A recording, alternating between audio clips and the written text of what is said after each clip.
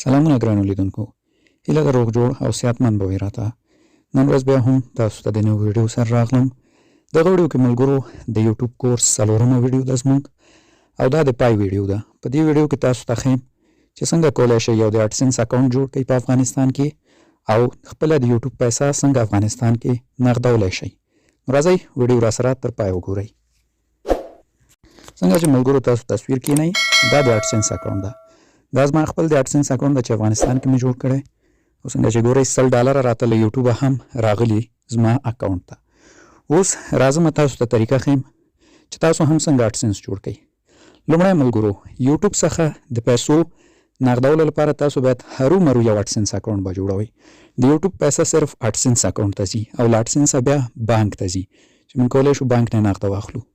راځئ اوس تاسو ته طریقه ښیم چې اډسنس څنګه جوړ کړئ او څنګه خپله پیسه د یوټیوب څخه نغده کړئ. څو مختلفې طریقې تاسو ته ښیم، په ټولو تاسو کولی شئ له یوټیوبه خپله پیسه نغده کړئ. لومړی به تاسو ملګرو ګوګل کروم ته راشئ، په سرچ کې به ورته ولیکئ اډسنس، په دا ډول به سرچ کړئ. چې سرچ مو کو بیا ملګرو تاسو ته دا ډول لومړی ویب سایټ راځي، په دې به تاسو کلیک کړئ. دلته به تاسو راشئ، په ساین اپ باندې به کلیک کړئ. اوس به موږ ځان ته یو اډسنس اکونټ جوړ کړو. په دې کلیک وکړو، دلته زموږ د موبایل جیمیلونه راوړي. زه په خپل یو جیمیل غواړم اډسنس جوړ کړم. تاسو به خپل یو جیمیل ورته انتخاب کړئ.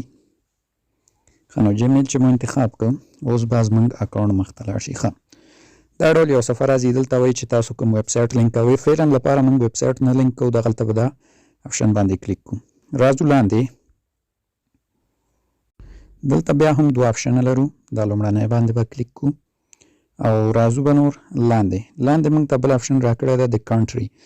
تاسو ملګرو باید د داسې یو هیواد اډسنس جوړ کړئ چې په هغه کې ستاسو یو ملګری، یو د تره زوی، یو د کاکا زوی شتون ولري، چې بیا تاسو ته د یوټیوب د پیسو نغدولو کې همکاري درسره وکړي. دلته په دې زه کلیک کوم کنټري برخه کې، دلته افغانستان نشته ملګرو، موږ به د بل هیواد اډسنس جوړو. نو څنګه چې موږ دلته داسې یو ملک انتخاب کړئ چې ستاسو دوست ملګری هلته وي، چې بیا تاسو سره د هم د اډسنس په ویریفای کې او هم له بانک څخه د پیسو ویستلو کې همکاري وکړي. زه مثال دغلته غواړم چې فرانسه انتخاب کړم. صحیح، فرانس انتخابوم. مثال په ډول زه فرانس کې یو ملګری لرم، همداسې مثالا وایم. صحیح، نو بیا هغه کولی شي ما سره مثال همکاري وکړي. نو دا چې ما انتخاب کړو، لاندې راځو، دلته به دغه ټیک ورته ټیک مارک وو. صحیح ده، دا چې موږ ټیک مارک دغه سټارټ آپشن باندې به تاسو کلیک یو ځل واخلئ، او اوس به زموږ اکاونټ کریټ شي. صحیح ده، نو دغه د زموږ اکاونټ کریټ شو. اوس به د اډسنس اصلي صفحې ته موږ داخل کړي. ښه نو ملګرو دغه د زموږ اډسنس اکاونټ په کامیابۍ سره جوړ شو. اډسنس جوړ شو، دې کې نور خاص کار نشته. صرف اوس تاسو ته مهمه خبر، کله چې تاسو یوټیوب چینل 4000 ساعته واچ ټایم پوره کړئ او 1000 سبسکرایب، بیا له هغې څخه وروسته یوټیوب ته د مونیټایزیشن د اپلای لپاره تاسو د اډسنس ته اړتیا لرئ. اوس اړتیا نه لرئ، اوس یې جوړ هم که کوئ، تاسو سره به وي چې کله مو هغه شرایط ورته پوره کړو، بیا تاسو ته خپله یوټیوب آپشن درکوي، کولی شئ دغه اډسنس اکونټ مو ورسره وصل کړئ. چې کله تاسو ملګرو خپل اډسنس له یوټیوب سره وصل کړ او ستاسو یوټیوب چینل نه چې $10 د اډسنس اکونټ ته راغله، بیا به اډسنس اکونټ له تاسو څخه ویریفیکیشن وغواړي. ویریفیکیشن په دغه ځای کې کېږي. زه دا پورته 3 خطه به ووهم. صحیح ده، دلته به دا لومړی زه موبایل سایټ ته اوښتی، دلته ګورئ پیمنټ، په دې پیمنټ به تاسو کلیک کړئ. صحیح، زه یې لږ رامخکې کوم. په پیمنټ چې مو کلیک کړئ، دلته ګورئ ویریفیکیشن چک آپشن، دې ته راځو. صحیح ده، کله چې څنګه مې وویل ستاسو د یوټیوب لخوا $10 د اډسنس ته راشي، دلته تاسو ته دوه آپشنه درکوي چې تاسو یې په دا تصویر کې ګورئ چې ما دواړه ترسره کړي. لومړی ملګرو تاسو څخه د تذکرې په واسطه ویریفیکیشن غواړي چې تاسو ته ایمیل هم کوي. تاسو د ایمیل له لارې هم کولی شئ خپله تذکره اپلوډ کړئ. ستاسو دا لومړنی ویریفیکیشن د تذکرې په واسطه کېږي. تذکره به د چا اپلوډ کوئ؟ څنګه چې مو وویل کوم هیواد کې چې تاسو کوم ملګری لرئ، د همغه هیواد اډسنس جوړ کړئ او بیا له هغه څخه تذکره وغواړئ. نو چې کله دلته تذکرې آپشن تاسو ته راغی، تذکرې په واسطه به لومړی ویریفیکیشن وکوي. بیا بعد له هغه نه تاسو څخه ملګرو د پن ویریفیکیشن غواړي. پن ویریفیکیشن هم تاسو کوم ملګری چې ما وویل چې په کوم ملک کې د هغه ادرس به تاسو په اډسنس کې ورکوئ. خپله بیا دلته تاسو ته هم آپشن درکوي چې مثال تاسو دغه خپل ادرس ولیکئ. نو تاسو به خپل هغه ادرس ورته ولیکئ د هغه ملګری چې کوم ځای کې ده، مکمل ادرس به ولیکئ او هغه ته کور ته یو پن کوډ لیږل کیږي. تصویر کې چې وینئ دغه ډول یو پن، نو هغه پن به بیا دلته ورکړئ. ستاسو مکمل ویریفیکیشن د اډسنس تمامیږي او نور ستاسو اډسنس مکمل ویریفای کیږي، نور پکې کار نه پاتې کیږي. نو د اډسنس جوړول او د اډسنس د ویریفای معلوماتو چې تاسو ته مې درکړو. نو ملګرو اوس به تاسو یو بل کار هم وکوئ. دا پورته به په دا 3 خطونو باندې کلیک کړئ. دلته به راشئ د پیمنټ انفو برخې ته. پیمنټ انفو کې به موږ د خپل معلومات ثبت کړو. پیمنټ انفو به کلیک کړئ او دلته دا ډول صفحه راځي. دلته به ایډیټ پیمنټ اکونټ باندې کلیک کړئ او دلته به موږ اوس هغه خپل معلومات هم ثبت کړو. صحیح ده دوستانو. دلته تاسو باید څه وکوئ، لومړی نوم ده. صحیح نوم به تاسو ولیکئ. د چا نوم به لیکئ؟ د هغه شخص نوم به لیکئ چې ما وویل چې په خارج کې تاسو د ماما زوی یا بل څوک چې تاسو سره بیا همکاري وشي کړئ. مثال په ډول زه لیکم احمد. صحیح، تاسو به د هغه خپل نوم لیکئ. دلته به ادرس لیکئ د هغه شخص، مثال چیرته اوسیږي، مثال فرانس کې، جرمني کې ده، په پاکستان کې ده، په هر ملک کې چې هغه به ولیکئ. مثال په ډول افغانستان لیکم، زه همداسې اډسنس جوړوم، خو تاسو به مکمل معلومات لیکئ. ادرس لاین دوم ادرس به لیکئ. مثال که دوم ادرس لري او به لیکئ او دلته به د هغه شخص د اوسېدلو د ځای پوسټ کوډ ولیکئ. همغه شخص نه به پوښتنه وکړئ چې ته چیرته اوسېږې، ستاسو دا پوسټل کوډ څه ده. نو هغه نه به پوسټل کوډ واخلئ او دلته به ورته ولیکئ. سمه ده، مثال چې هر پوسټل کوډ هلته وي هغه به تاسو ورته ولیکئ.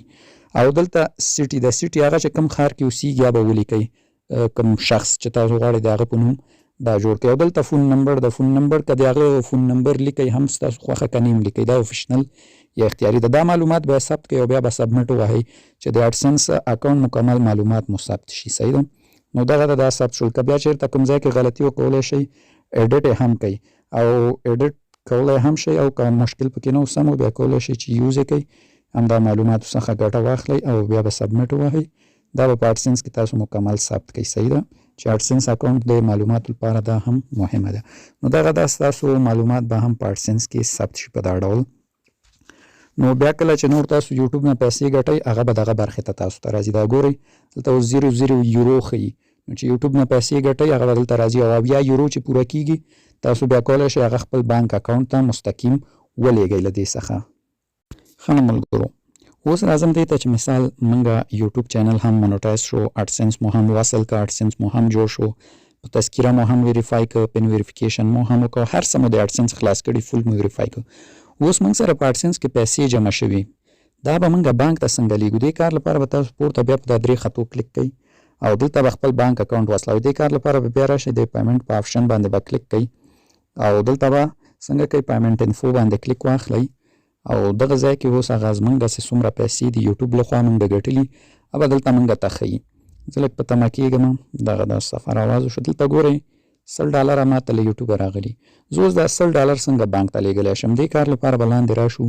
دلته ګورئ موږ ته آپشن راکوي چې ایډیټ پیمنټ میتود. تاسو وایي پیمنټ میتود ایډیټ کوئ چې موږ تاسو ته څه کوو؟ ایډ کوئ چې تاسو ته دا پیسې ولیږو. دلته به په ایډ پیمنټ میتود باندې کلیک واخلو او دلته به ملګرو اوس تاسو چې د کوم ملک اډسنس جوړ کړئ، مثال ګورئ زما د پاکستان ده. دلته اوس تاسو ته 2 آپشنه درکوي. تاسو به په دې لومړني باندې کلیک واخلئ.